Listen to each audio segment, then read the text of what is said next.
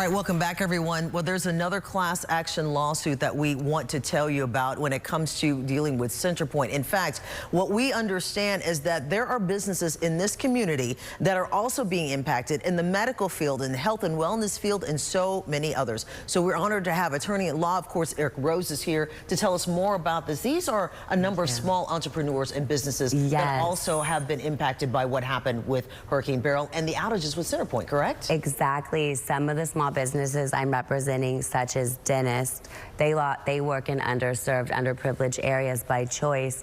And my client and his fiance, who are both dentists, they lost power for over a week, business days. And then some of my clients who are hair salon owners in the same type of communities, they lost it for 8 days, and they work on Saturdays and Sundays. And so as a small business owner, these effects have been detrimental. I also have an OBGYN. I have 2 orthopedic surgeon clients that have their own surgery centers, wellness centers, etc. Correct. Chinese medicine doctors, I mean, you name it. We filed a petition. It's been accepted in the court. It's a class action, but it's a different class of people than, for example, Mr. Busby's representing. I'm not doing restaurants, but I'm doing everyone from yoga teachers, gym owners, everyone in the health, wellness, and beauty space. That's what I'm passionate about as a small business owner, and I'm especially concerned with helping them get their economic losses back, because for some of them they range between, you know, 11,000 all the way up to a few $100,000, but that's a lot of money for a small business owner that relies on this to support their families. Of course, and on top of that, we're talking about some 40 businesses that you're actually representing at this time, or more? Well, since I filed the lawsuit and it was accepted into the court yesterday morning, I've had more people reaching out to me to join the lawsuit, and I'm not turning anyone away. The only requirements are that they're in this type of space and that they lost power for, some of them 48 hours, but they had to have lost power, and as a result, some of them had to throw away their products. The dentist was telling me he had to throw away all of his dental implants and Botox that he uses for TMJ and other serious medical supplies.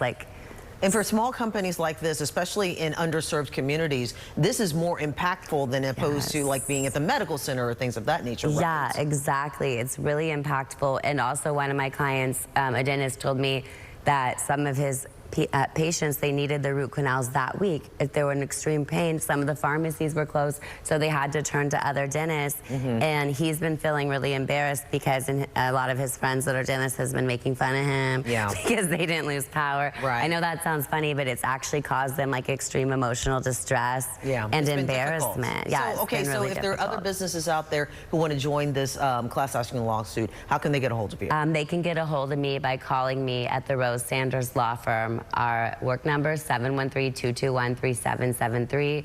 It is rosesanderslaw.com, and they can follow us on Instagram at Rose Sanders Law, and I'm at Erica the Rose. But they need to join it. Well, they can I kept the class open so more they people can join.